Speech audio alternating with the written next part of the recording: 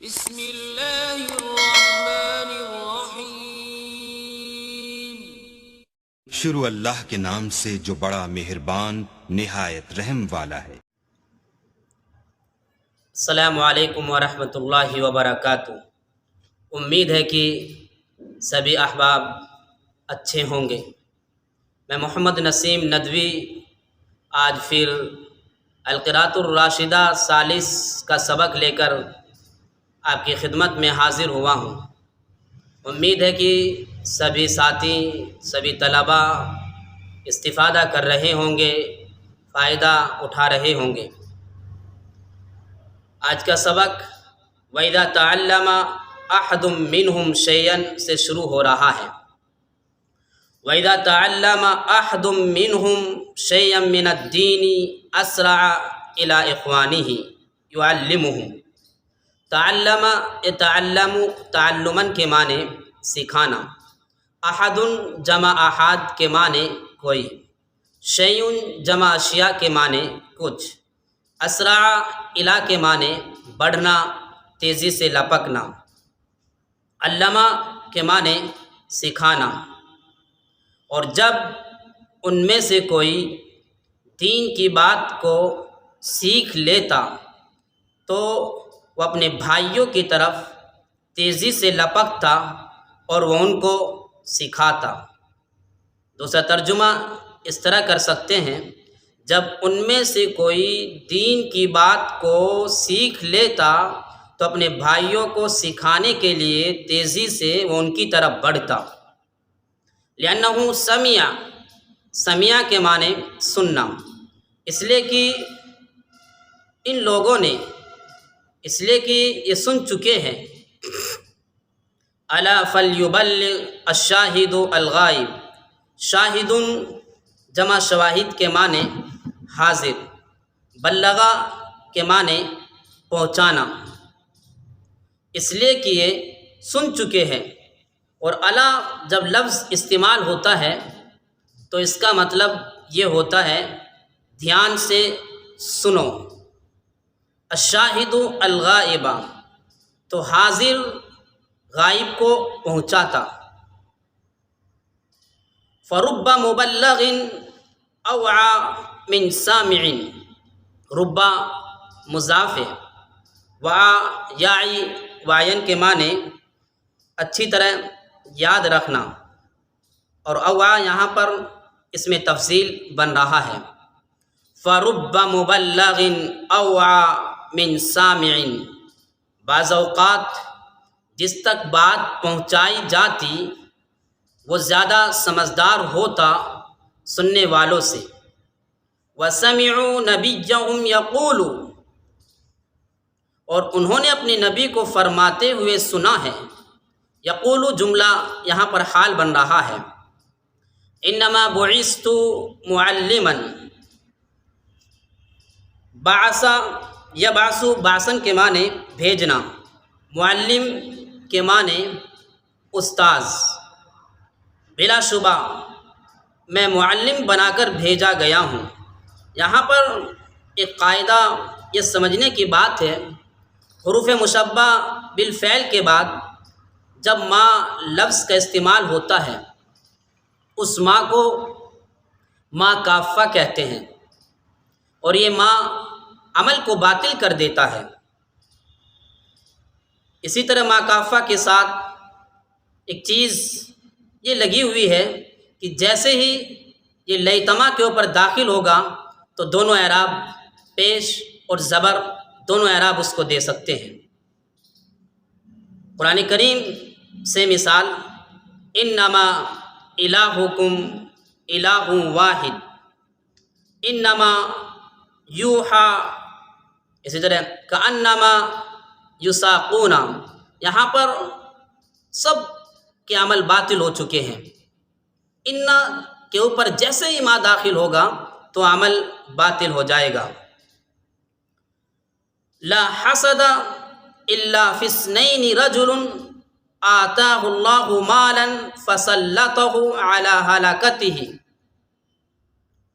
لا حسد، حسد کا لفظ جو یہاں پر استعمال ہوا ہے یہ رشک کرنے کے معنی میں استعمال ہوا ہے۔ حسد دو معاملوں میں کیا جا سکتا ہے، رشک دو معاملوں میں کیا جا سکتا ہے۔ رجل آتاہ اللہ مالا، ایک وہ شخص جس کو اللہ رب العزت نے مال عطا کیا ہو، فسلطہ، سلطہ یسلط کے معنی آتے ہیں قدرت دینا، اقتدار دینا۔ فسلطہ علی مال علی ہلاکتہ، اللہ تبارک و تعالیٰ نے اس کے خرچ کرنے پر اس کو قدرت دی ہو۔ ورجل آتاہ اللہ، اللہ یہاں پر محذوف ہے، الحکمت فهو یقضی بها، قضا یقضی کے معنی آتے ہیں، یہ اس سے پہلے بھی آپ کو بتا چکا ہوں، فیصلہ سنانا۔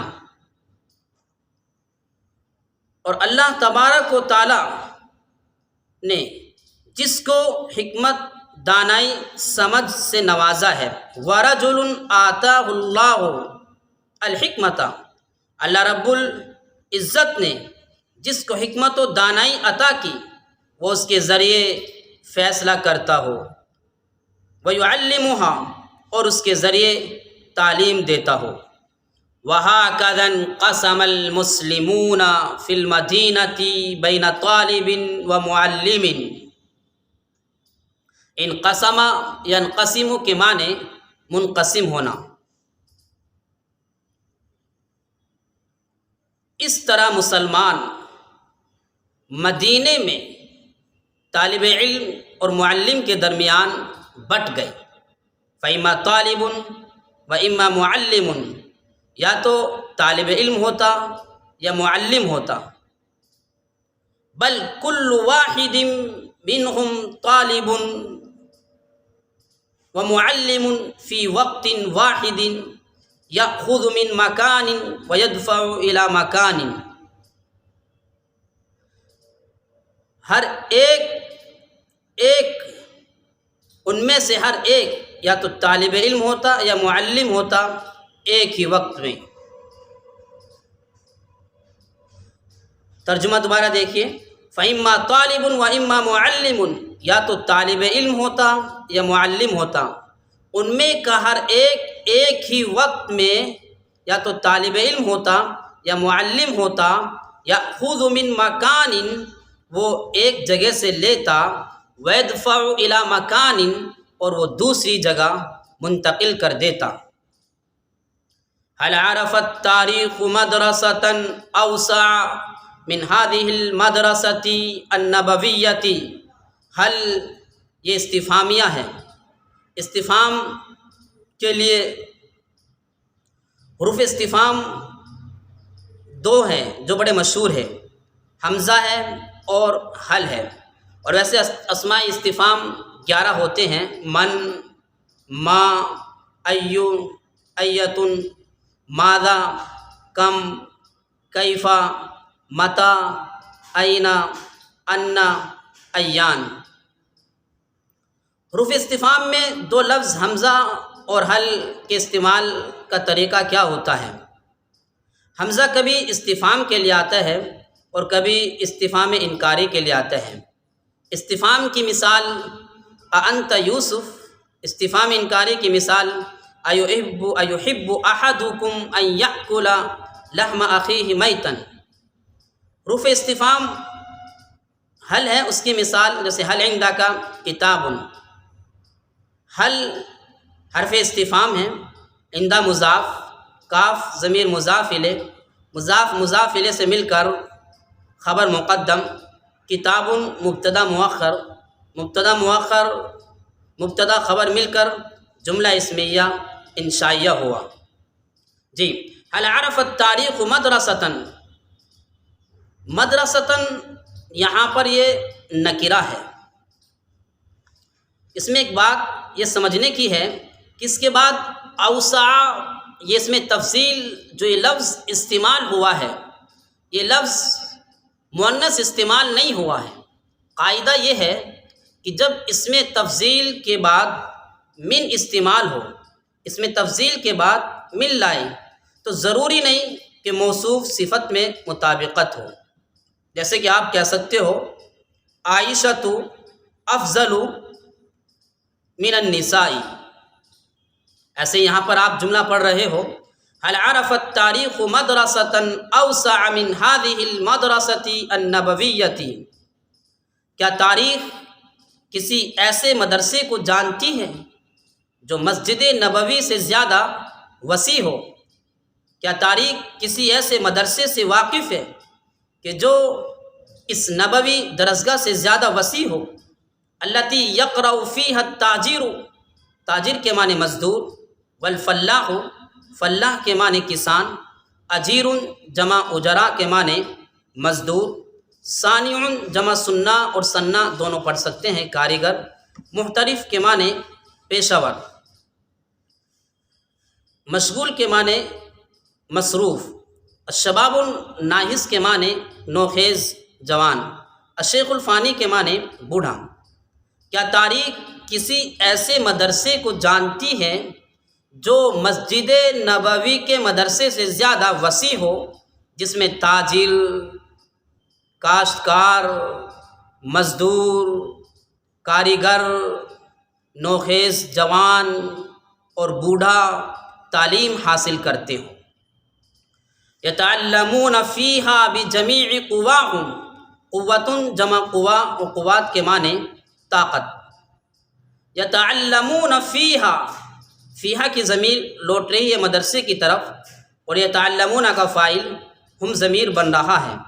یتعلمون فیہا بجمیع قواہم، وہ تمام اعضاء کے ساتھ، وہ اپنی تمام قوت کے ساتھ تعلیم حاصل کرتے ہیں۔ فالاذن، فائے تفسیر کے لیے آیا ہے، ترجمہ ہوگا چنانچہ فالاذن تسمع، چنانچہ کان سنتے ہیں۔ تسمع مؤنث اس لیے آیا ہے کہ جسم کے وہ اعضاء جو جفت جفت ہو وہ مؤنث استعمال ہوتے ہیں۔